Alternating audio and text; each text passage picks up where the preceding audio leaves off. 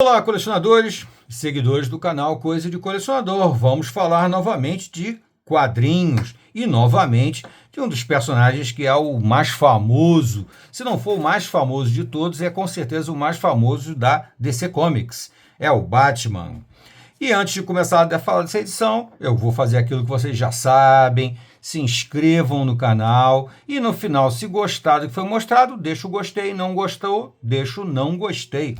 Faz parte da brincadeira, tá? Hoje nós temos aqui dessa série que a Panini já vem publicando há um tempo, o volume 14 dessa Grandes Heróis DC, da fase dos Novos 52, que tem um material muito bom, apesar de ter sido praticamente cancelado, né, desfeito pela DC, os 952 duraram muito pouco, né? Esse número aqui me chamou a atenção. Eu não estou comprando essa coleção Grandes Heróis DC porque é um material que, sinceramente, não me acrescenta muito, não acho ele muito interessante, não, apesar de ter tido alguns bons momentos. Inclusive, no final dessa edição, que vocês estão vendo aqui, ele traz uma recapitulação dos volumes da coleção. Começou lá com o número 1, a Corte do Batman, a Corte das Corujas, teve Mulher Maravilha, Liga da Justiça, Super-Homem, Aquaman, Flash, Lanterna Verde, Batman e Robin, muita coisa mesmo já foi publicada. Esse aqui é o número 14, Táticas de Terror, e o protagonista é o Batman. Bom, essa edição é ediçãozinha simples, bem comum que a Panini vem publicando, lombada quadrada, né, com capa simples, não tem nem orelha, é para ser o mais baratinho possível. E é realmente baratinho, são R$ 40 reais, e aqui tem umas meia dúzia de edições aqui dentro, ou talvez até um pouco mais. Tem do 8 ao 12, tem 5, tem meia dúzia de histórias aqui, contadas aqui. O destaque dessa edição do Batman é o autor, que é o Tony S. Daniel, muito conhecido por ter feito muita arte para diversos, né, personagens, mas eu lembro muito do Tony S. Daniel pelo Spawn, né, o Spawn da Image, que ele desenhou depois que o McFarlane largou a arte, passou só a fazer as histórias, e o Tony S. Daniel entrou fazendo a arte. O segundo número que aparece aqui foi o motivo de eu comprar essa edição, que é o Ed Benes, o artista brasileiro, Ed Benes, que eu tenho um carinho especial, que eu acho um cara muito talentoso, um dos melhores artistas desse mercado de quadrinhos. Por causa dele, eu comprei essa edição aqui porque eu esperava encontrar várias histórias com a arte do Ed Benes. Mas não é verdade, tá? Isso aqui, na verdade, é uma certa enganação. O volume é quase totalmente história, todas as histórias são do Tony S. Daniel. E a maior parte da arte também é dele. E com vários outros convidados. O Ed Benes, na verdade, participa só de uma história.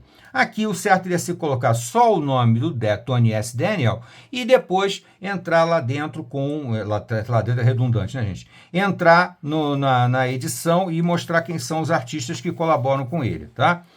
Tem um material muito extenso, tá? São muitas histórias que estão subdivididas quase todas em duas partes, né? E então ele começa aqui com Scare Tactics do Detective Comics de 2011 de 8 de junho de 2012. E daí ele vai colocando, só que uma por cada vez. O 8, o 9, o 10, o 11, o 12 e no anual, né? Aqui são 5 histórias e no anual vem toda essa parte aqui a última lição, a longa espera, tá? E tá mais ou menos aqui, tá completo, né? É um arco de história completo. Na verdade, tem mais de um arco de história. Aqui tem uns 2 arcos de história aqui, ou 3, mas é que eles estão meio entremeados. A história de um meio que se combina com a do seguinte e os personagens vão se revezando nessa história, né? E, sinceramente, gente, pela arte do Tony Daniel, eu acho até um bom artista, mas não é um dos meus artistas favoritos. Por causa do Tony S. Daniel, o Tony Daniel, simplesmente Tony Daniel, eu não compraria essa edição, não. O que me levou a comprar foi ter uma possibilidade de ter histórias desenhadas pelo Ed Benes, mas, na verdade, não tem.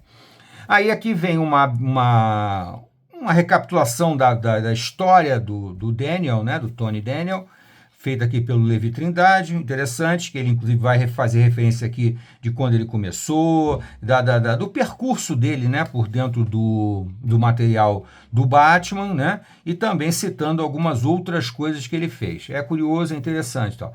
Depois, ele faz aqui uma contextualização do momento em que essas histórias se passam, né? Espantalhos, corujas e vilões. Então ele faz aqui um título bem genérico e ainda é pelo Levi Trindade, que posiciona você mais ou menos o que você vai encontrar aqui, a partir de que ponto essas histórias são contadas, tá?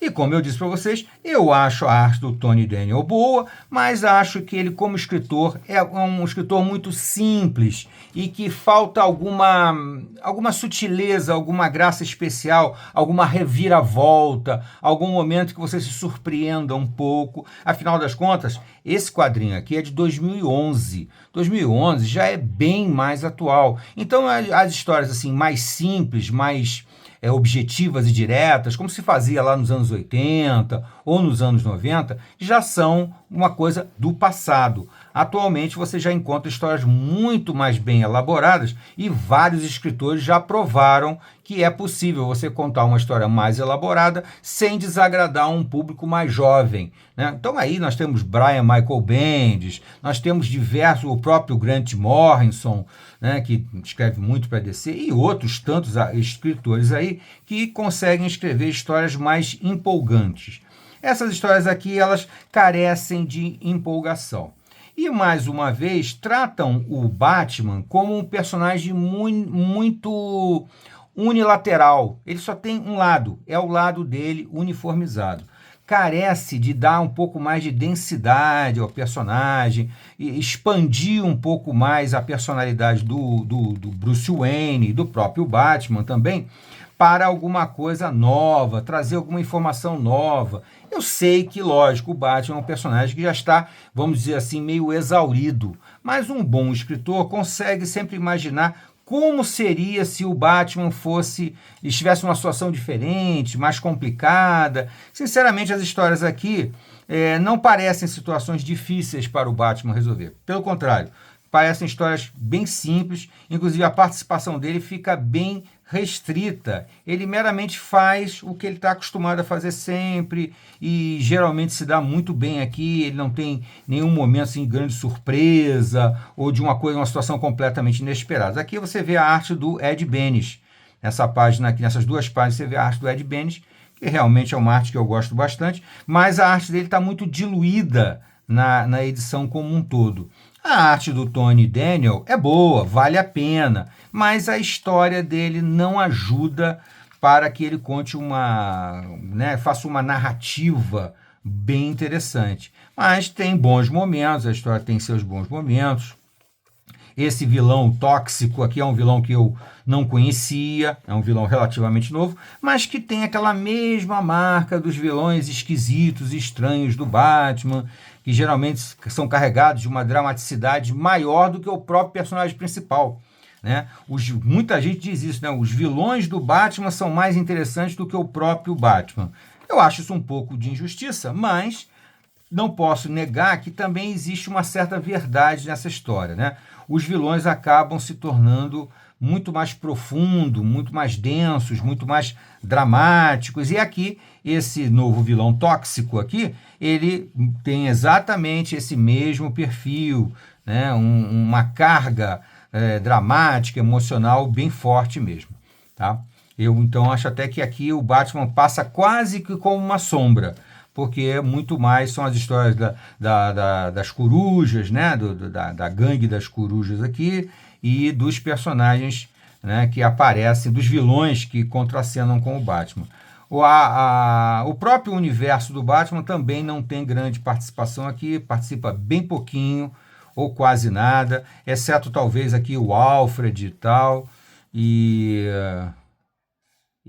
também esses novos vilões aqui também são relativamente interessantes, né, das faces falsas, né, as faces falsas, porque todos eles usam máscara. Esse personagem Máscara Negra também é um personagem interessante, é um personagem, em 2011 ele era um personagem também novo, né? Lembrando que eu estou falando que é novo em relação a 2011. Aí tem a participação do Chapeleiro Louco, que é uma participação bem legal.